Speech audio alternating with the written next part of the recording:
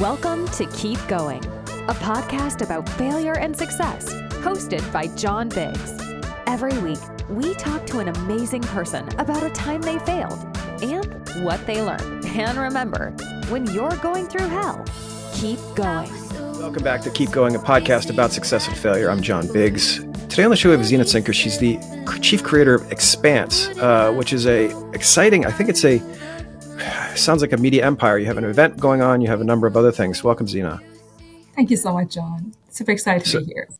So first off, tell us about Expanse. I unfortunately missed the event, and I feel really bad about it because it sounded like it was a blast. And you guys were talking about quantum computing and AI and all the things that we should be thinking about as opposed to, drones flying over New Jersey.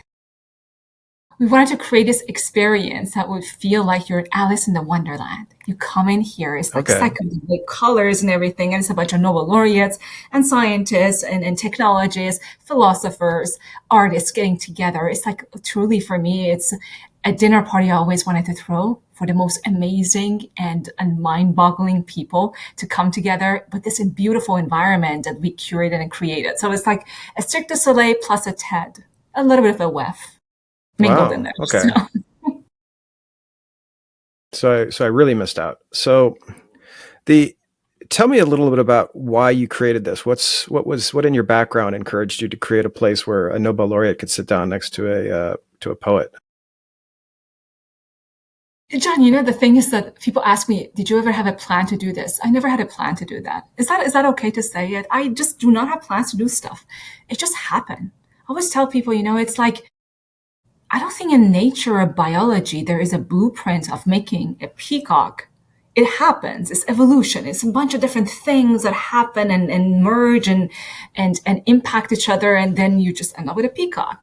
It's not like making a Boeing or a plane where you have a blueprint for it and you can make it. So I can't tell how I ended up doing this. I think it's just a composition and superposition of a bunch of different things that I've done in my life. And it just went this way. And it felt right. When something feels right, it feels good to do it. Just do it. Ends up like this. Okay. So for a lot of people, that accessing that type of creativity is fairly difficult. People come home from work, they sit down on the couch and they want to watch, they want to watch some TV as opposed to thinking in those Real terms. Housewives. So there you go. So you're in the same boat, and what I'm getting at is that I do this all the time. What encourages you to be creative? I grew up in a family. Half of them are artists, half of them are scientists. It's just my brain is like too faceted, and I have a PhD in physics, and everybody probably thought I was going to go straight into research and academia, very prim and proper, and kind of. By chance, here and there, I stumbled upon these outlets for creativity, and it just felt so good. It felt so me. So I kind of started doing more and more of those things. And John, that one of the things that I tell people and they don't believe it is that I've never had a resume in my life. I'm 40 and I've never had a resume in my life because I think that I just never actually applied for a job. I just created whatever I wanted to create to be able to have the freedom to do it. Did I know what I was going to do? Absolutely not. Zero. I did not know. When I started my first startup, I had no idea what I was doing. I had no idea where I was going. But I did it, and I say to people, anytime we create something, we put our life, blood, sweat, and tears in it, it does something. It results in something. And then you leverage that, and you build the next piece, and you build the next piece. And if these pieces get closer and closer to what you feel, then you end up with something that is really representative of all the different facets of you. Because we all have many different facets. Being in one box that defines you is very difficult. So it's not like I sat around and I said, let me doodle something super creative. It was just creating that pathway for me to be able to have the guts to express myself creatively in a field like physics. Mm-hmm. And you did go from academia into we could argue that this was a creative endeavor. The event was a creative endeavor. These ideas are creative. You did go from academia, which is pretty straight-laced. What is it that you did for yourself so you could basically break out of that box? I had to claim the space, to be honest with you, John. I think that over the years, over the past 10 years, I've had to hide. Yeah, okay, I'll say it. I've had to hide the artistic side of me because otherwise I would not have been taken seriously. I used to run an industry trade association for nanomaterials for the US and for graphene, and which is my own field. And with that, my work was mostly regulation, standardization, policy. Very, very boring, but exciting at the time I was doing it. And if I express any parts of what we were doing, if I had thrown the party, the kind of the 3,000 gathering that we just threw with this amount of creativity and this amazing expressions of ideas and everything, I would have never been taken seriously in that field. So it was a matter of how can I, again, create that path little by little for me to get permission of being able to express myself and people being okay with it. One of the things that I tell my team is say, you will pay a price for being unique. It's not easy. You will pay a price for it. But if you pay the price and you're okay with going through that difficult time, something good will come out of it because you're stuck to where you are, but it's not going to be easy. It has not been easy for me to be able to express myself this way. It's been a lot of times of people not taking us seriously at all, saying, you're not a real scientist, or why are you doing these things? Or this is not going to go anywhere. It doesn't match anything we've done. This is not a good business model. This is not this. It's taken us 10 years to be able to get it to a place where people say, now we get it. Now I understand what you're trying to create. But it's not easy, and it should not be easy either. If it's easy, why would we be doing it? Why did you think you needed those people's permission? I don't think I needed them, but I needed them. To be taken seriously in an environment like this, you don't need permission, but you need the approval of your peers and your superiors, right? If one person from the field that is very respected comes out and says something against you, it really makes your life damn difficult and your trajectory for your professional trajectory very difficult. So I've had to I heard something really exciting the other day. I was talking with someone and said, my Aunt Bernice said, you have to kiss a lot before you can kick. So you have to kiss a lot before you can kick. You have to put up with a lot of these things, and then you can kick. Tell me a story about that. Tell me a story about your experience in that situation. John, this feels like what we just did at Expanse. I mean, that I'll send you some of the remarks people have expressed about Expanse. I mean, we got 18 people calling it life-changing. Once in a lifetime experience. And I was reading through those comments, and this is not normal for an event. I mean, we are a science and tech event. Who calls something? We're not like a Broadway show. Somebody calling us a life-changing experience. No, I would. I've been to countless events, and I probably wouldn't have said that about a lot of them. And I think that's crazy. One of the people that I was reading through these amazing expressions of how people express themselves. I was reading through them, and one of them was from someone that I tried 10 years to get their approval for the things that I was doing. 7 years ago, in my first event that I did as an industry association, I remember I usually wear high heels. So I'm usually at least as tall as most men.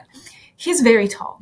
I wasn't wearing high heels because I was running around. I was shorter than him by this amount, probably. And I remember there was a moment I came to him after the event and I told him, thank you so much for coming.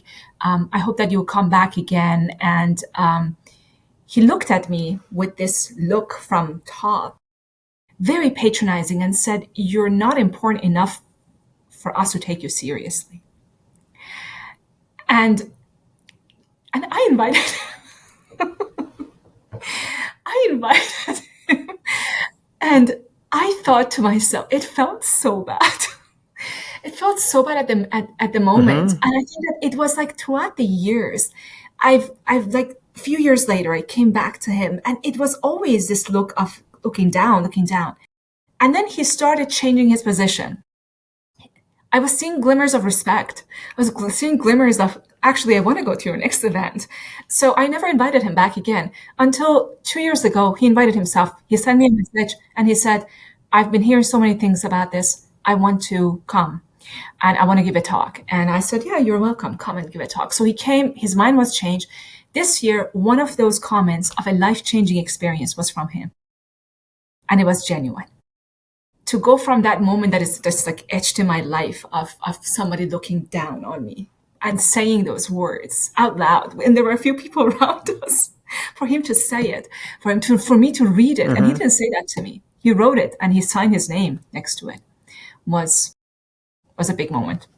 So that's one of those moments. Well, on behalf of all taller men, I apologize. It's okay. Jesus. I can wear high heels. I'll match you. Okay, guys. good. Yeah. I'm not that much taller, but it feels like a complete jerk. I mean, that's an interesting question. I mean, I think a lot has changed. A lot is changing in the industry. It used to be kind of a boys' club. I distinctly remember flying around the world, going to all these events, and it was just, I don't know, 10, 20 dudes. And I would actively bring in women to startup events. So we'd bring in women founders. If you're a woman founder, you were instantly put to the head of the line because it was so rare. Now I think that's changed drastically. What are some tips that you have for folks who haven't been represented in the industry, who haven't been represented in academia in a public way, to start taking some of that space back? Do you want me to tell you something that is politically correct, or do you want me to tell you how I've been dealing with it and how it's I've been it's a dumb podcast that only like I listen to, and I think my dog does. So you can say whatever you want. I take a very different approach to that. And I've stood by this because once I got invited to, it was like in the beginning of my career, and I got invited to this event, and they invited me and they told me, we need a woman physicist. I said, goodness gracious. I'm not a woman physicist. I'm a physicist, invited because I'm a physicist, not because I'm a woman physicist, like in the junior league. And I so respect and love the fact that there are people who are taking a different approach to represent women, right? But when it came to me, because it was such a bad experience for myself of me feeling that way, I said, you know what? I'm throwing this party, these events, and what I want to do is that I want to stay true to what I feels good for me. So I made a choice for the past 6 or 7 years, I made a choice of never, ever gender balancing anything in my events. Never. Not gender balancing my panels. And you can probably tell, John, how difficult that has been, what I've been called, named, judged for having a panel of all men. And people would come to me and say, you need more women. And I say, no, I need the women that are coming. And I will not do that. I will not pick anybody because of their gender at all. I will not do that. I'm curator. My fault. Sorry, but I will not do it. And I would have panels that ended up being all women, panels that end up being all men or mixed or whatever. I just try to remove that barrier of me thinking about gender before I make a decision. What resulted in was that 2 years ago, we got the stats that at our previous event, Puzzle X, we had 40% women participation. 40. That is unheard of in industry, and we do not gender balance. It was something that we opened the door, and for whatever reason, our community responded to the feel of they are not tokens. You know what I mean? They are really they're really there to just be themselves, and I really take pride in that. It was many years of it not working. So as you can see, I'm very open about failures, of many years of hardship. But I think it worked, at least in our model, it works. And I am so grateful for other ones that do it differently. I always say that we need diversity of thought in our fight for diversity, that I'm okay to do it like this with my event. And I respect so much those who go out there and identify brilliant people who are women, underrepresented groups, and they bring them in. And that way, we're all of us are fighting for the same thing, but in our own way. And if we respect each other, then we have given actually space for that diversity of thought. Interesting. In terms of fighting against the folks who would I guess, diminish you or diminish your ideas. What are some communication tactics to use, or is it just by achieving you're showing them that you're winning? I'm probably not the right person because I don't think that I have a tactic when it's, but I'm in a different position now than I was 10 years ago, right? I've proven enough that you want to not take me seriously. Sorry, but do it, whatever you want to do. It doesn't bother me.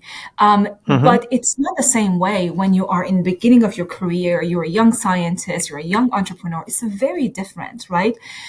What I've done is that I don't have a tactic, but I did not persist. I didn't try to prove myself to them on that spot because once they've made up their mind, there's nothing you can say. And every time that you try to kind of tell them, but I've done this, but we are so good, but our product is like this, it like works the opposite way. It's the petulant child syndrome. It's like if you try to oppose them, they just stand firmer. Just like this guy that I told you about, I left it alone. He saw it. He came back. If they want to come back, fantastic. If you don't want to come back, at least it's been my strategy that if they don't want it right now, let them go. They might come back or they might never come back. It's okay. I'll just make my peace with it. Yeah, I think that's what I was trying to get at. I've talked to a lot of entrepreneurs, especially early entrepreneurs, who are essentially afraid. They're afraid to do anything. One entrepreneur was supposed to do a car rental service in a country that didn't really have car rental services. And I said, okay, well, put your car out in the street and people should be able to rent it. And he's like, oh, I can't do that because then my car is going to get stolen. I'm like, well, then your business isn't going to work. So everybody's been afraid. Everybody's afraid to try these things. Everybody's afraid to move. I'm just wondering if it was a natural evolution from being timid to being a badass, or how did it? What do you think you did to achieve it? I think I'm still the same person I was. I don't think my strategy changed. I'm always smiling. Look at this. It's always people tell me I'm smiling. Just don't bring out the other side of me. That's the one thing that they don't expect is that I've got two sides. There's this one. And this is part of my strategy. I mean, majority of my work is diplomacy, is strategy. It is not, I run a think tank. I don't run an event. I run a think tank. We've got 20,000 members in 30 countries, and there are so many politics. There are so many diplomatic reasonings. With that, it's always the very soft and organic approach for me. I am not a hard, solid thing. I move like water does. And that's going to have been always my approach is that if you oppose me, I'm not going to bang my head against this wall. I'm just going to go around you. And over time, it probably moves you, but I'm not going to do it. It's just a part of my strategy. I've been the same way. I wouldn't call it timid. I've never been timid, but I've been very water-like in my approach. And some people are not like that. Some people, by nature, they are solid. They are iron. And that's great. We each have our own characteristics and it works in our own way. It's worked my way because it's so true to my nature of being able to use diplomacy, problem solving in a very different chess playing more approach than punching. What was the coolest thing that you saw at the event? What's cutting edge science right now? Exotic computing. Actually, we had the first demonstration of synthetic biointelligence a few years ago, and then this was the next iteration of this, where that computer is actually was working, and it was we activated a bunch of brain cells in a petri dish, and we connected it from this stage to Australia to activate this bunch of brain cells to play the game of Pong, and that's the space of exotic computing. It really talks about AI. We've moved on from AI. We're talking about biological systems. We talked about mushroom and mycelium networks that can compute with the work of Andrew Adamatsky, and those were some of the most exciting areas for me. Is a new exotic compute space. Okay, that sounds vaguely scary as well. Come on, don't be scared. Why is everybody so magnificent? It's so amazing. Like a mushroom that can play Pong, and eventually it'll get better and better. Zena, this has been wonderful. I think this is going to help a lot of people as well. Thank you, John, for giving the platform for me to speak my mind. And where can people find out more of what you're working on? think LinkedIn is probably the best way. Zina Jarahi-Zinker. Zina is a unique enough name, so probably people can find me. All right. Perfect. Yeah, Zina. It's Cinker is your last name. All right. Yes. Perfect. Zina Cinke. Oh, yeah, that's right. Yeah, that's right. I got the last name right at least. Okay. Very cool. You did. Thank you for joining us. This has been amazing. Thank you so much, John. This has been Keep Going, a podcast about success and failure. This has been Keep Going, a podcast about success and failure. I'm John Biggs. We'll see you next week. Thank you for listening to Keep Going, a podcast about success and failure. Remember, Keep Going is entirely listener supported. If you're listening to this, please head over to keepgoingpod.com, where you can subscribe to the podcast for as little as $5 a month. This is a labor of love, and every little bit helps. Thanks for listening.